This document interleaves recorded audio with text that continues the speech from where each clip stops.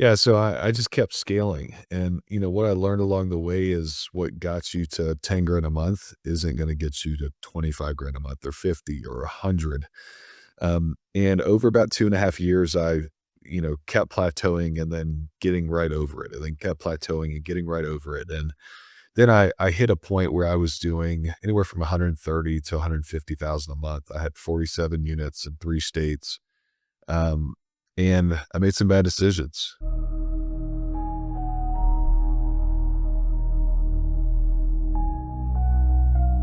Hello, everyone, and thank you for joining me for the Crystal Clear Business Podcast. My name is Crystal Prevet, and I have a wonderful treasure for you today. We have Quentin West with Shortcut to Superhost. Quentin, welcome today. Oh, thanks a lot for having me, Crystal. I'm excited to be Oh, here. it's my pleasure, my friend. Why don't you tell them a little bit about yourself? You're such an amazing person. You've done so much in Oh, thanks a such a lot. short time. I love this. Well, Yeah, yeah, hold on. absolutely. So my name's Quentin West. I'm the CEO and founder of Shortcut to Superhost, and we help short-term rental investors start, optimize, or scale their short-term rental or Airbnb business. Um, and over the past 3 years, we've helped about 1,200 clients. I would say our bread and butter is helping existing operators optimize their portfolio so they can generate more money. Because that was something that I really struggled with. I scaled really fast and everything kind of fell apart. Um, so yeah, I don't know where you want to take that. We can start from the very beginning or somewhere in the middle. Yeah, Um, just dive in. Whatever you feel resonates with you, because I'm sure a lot of entrepreneurs can resonate with that feeling of it was just going so great, and oh then yeah. it wasn't. Yeah. So I would say my entire life, I beat my head against the wall for the overwhelming majority of it. I was a college dropout. I'm 27 years old right now, but I dropped out of college from Virginia Tech. Um, and I started working in construction because it was the best job I could find.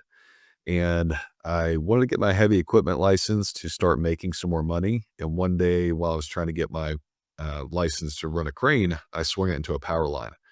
Um, and so I had really a near death experience on a job, and that really turned me against construction. And instead of working and spending your time for money, I really wanted to go more towards the investment route.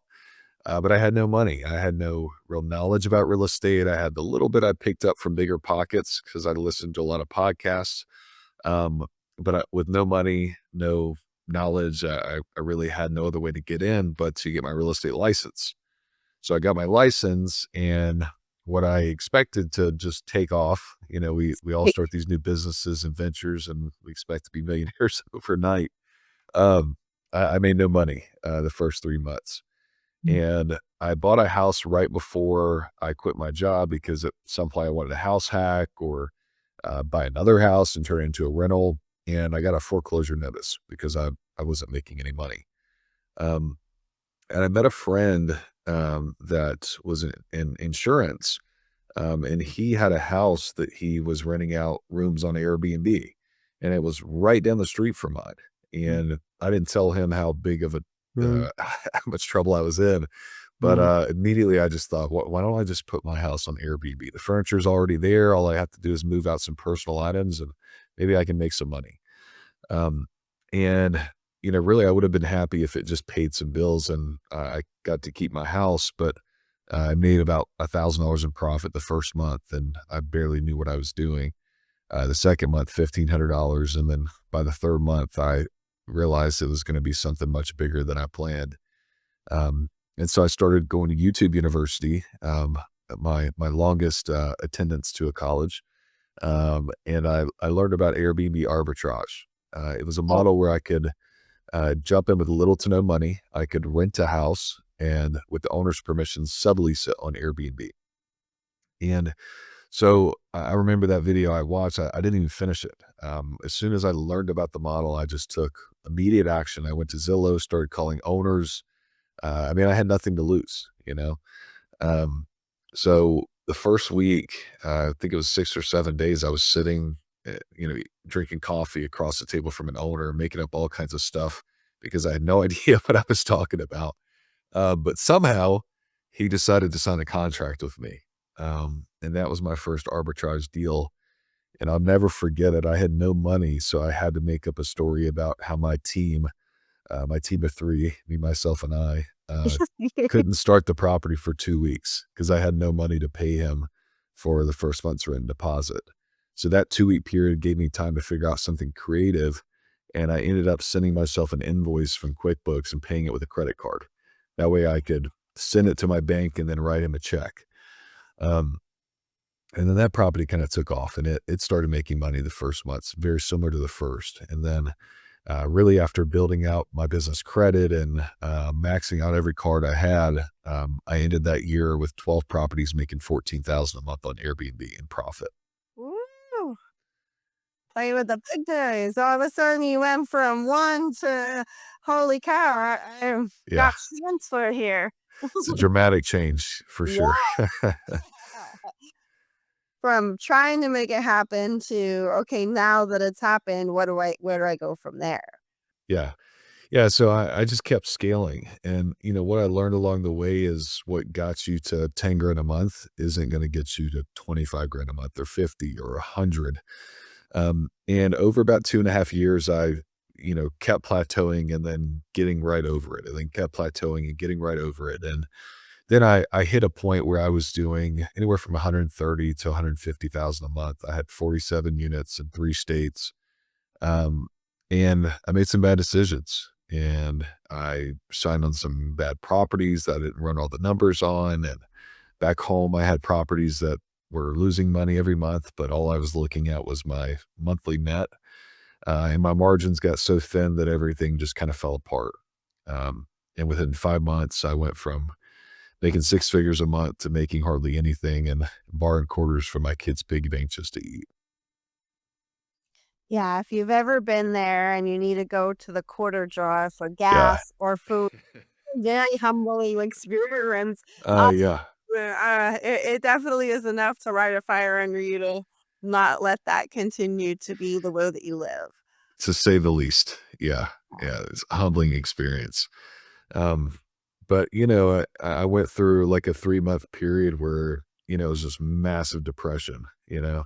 I mean, when you go from the highest of highs, you know, just jumping straight up to that amount of income and feeling on top of the world to, having no money, over 100 creditors calling you every single day, trying to find money that you don't have and don't know how A to find. huge fall from grace with now all this Yeah. pressure and stress that makes you feel like you want to almost implode probably. Oh, yeah, absolutely. Yeah, I mean, I was considering bankruptcy, I was considering a lot of things, but So what's ultimately tell us, yeah. Gwen, how did you dig yourself out of the hole? We wanna know. Yeah. Yeah, so ultimately, I decided I was gonna dig a bigger hole to get out of the hole I was in. So I borrowed money from grandma, I took out even more credit card debt, I, um, borrowed money from anything I possibly could, to hire coaches, mentors, people that teach me how to fix the problem that I built for myself. Now tell Um, us how old were you right now at this point? I was 20 I was 24. So still very ambitious for 24. That's a very short period of time. Your prefrontal cortex isn't even like fully like developed. So you're making some big decisions here. So you went Yeah. all in even after you went all in a little bit more. Oh, yeah, well, I mean, I wouldn't say I was doing it more so for the investment side, I just got to the point where I didn't really care about the outcome, and I realized that, like, they can't eat me, worst case scenario, I go bankrupt and start all over. Mhm. So, might as well just wake up every day and just do my best and try to fix it. And so I borrowed this money and, I hired some coaches, and that helped me kind of fill the holes from my leaking bucket because I was doing all these additional things to make more money, but it wasn't fixing the base level problem. Mm. And so I fixed my leaking bucket. I dropped some properties that were really dragging us down and got things stabilized. And then I, learned how to negotiate debts and push that can down the road a little bit. All the money I owed, put it on the back end so that I didn't have such a huge nut to handle right at that moment. And then got super creative, started flipping some properties with, investor funds and things like that so I could get lump sums, and slowly dwindle that debt down. And after about a year and a half, I finally got back out of that hole. Um, even though that year, definitely the year was more so hell. But, after I dug out of that, I had a really stable business, Yeah. um, and people started noticing that I wasn't really working a whole lot. I mean, I guess I was 25, 26-ish. I was 25. I may have been 23 when all this happened. Um, I was around 25 and people saw that I just wasn't really working. I'd built this business and we would mount up a little bit more money and do a couple other things, but I kind of had PTSD from the model, so I wasn't really growing hard. And they started asking me a lot of questions and they asked me to coach them and help them get started. And I started doing it for free initially because I liked doing it. Um, and eventually my calendar filled up with free coffee and lunch dates. And um, I started, getting more in demand because people were getting results, and then people started offering to pay me, and I realized I could actually charge money for this, and, um, then it just kinda grew from there, and now we've helped over 1,200 students in more than 15 countries and have some insane success stories from clients that were in even worse positions than I was in, and we, helped kind of be the mentor they needed during that time period. I love that. And now you're on stages all across the world, spreading the message that people could use this as a way to change their lives. Absolutely, absolutely. Yeah, and our new investment model is even more incredible. I wish I would have known about it when I started. Um, so we have a new investment model I'm super excited about. It's called fractional hosting. So it's very similar. I would say the closest thing is property management. But the biggest difference is you're not managing cleaning and maintenance. So you can do it from anywhere in the world. And it has a really strong push for marketing and optimization. So the things that really make the biggest difference in this business. Most hosts are losing so much money every year and they don't even realize it because they're not fully optimized. So a fractional host uses the systems that we've perfected for optimization and marketing, um, and it takes a host that has a listing that's, it's underperforming, and they apply those systems so they can generate more revenue. So if you want to be a fractional host, you can manage pricing, guest communications, and marketing. You can collect 12 to 15% of gross revenue. The owner manages cleaning and maintenance, and everybody's happy. You get paid. The owner manages the boots on the ground, and they're making more money than ever. And you have a business you can operate from anywhere in the world. Yeah. So instead of being the property manager that manages the maintenance for the 15%, why not manage the growth and get that 15%? Yeah, man, it's the most important parts because if the owner doesn't have revenue coming in, there's no cleaning to manage. There's no maintenance to take care of.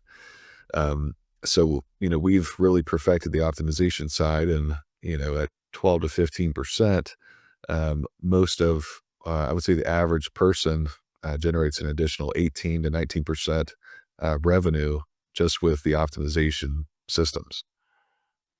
Yeah, well, looking at the bottom dollar, I mean, it's pretty easy for us to coordinate our own cleaners, but to get that revenue growth, I did vacation rentals for a while before COVID. COVID kind of ended that for me and my career, but I was a super host and I was one of the OGs when they were just coming out with the super host. But I love the process. I think that it's a really neat platform. I think that it's really user friendly as far as I found, I like the part of where you get to help people make memories. And essentially, you're indirectly getting to do that by giving more people opportunities to build wealth and they can have more memories as well too. Absolutely. Yeah, Yeah. 100%. Yeah. So I love what you're doing. Any tips or tricks that you can give to the audience that they could maybe take away that might help help them in the space that you're in? Yeah, yeah, I mean, I would say figure out your model first. What's gonna make sense for you may not make sense for everybody else. You may be sitting on a ton of money and you need to invest in short-term rentals for uh, the tax incentives that they have. Or you may be just starting out and, you don't have much money at all. In that case, the fractional hosting model would be best. Um, but we have a couple tests and things that we could give these guys if they needed some help deciding on that. But ultimately, it's figuring out what model works best for you. If you're just getting started in business, you need cash flow.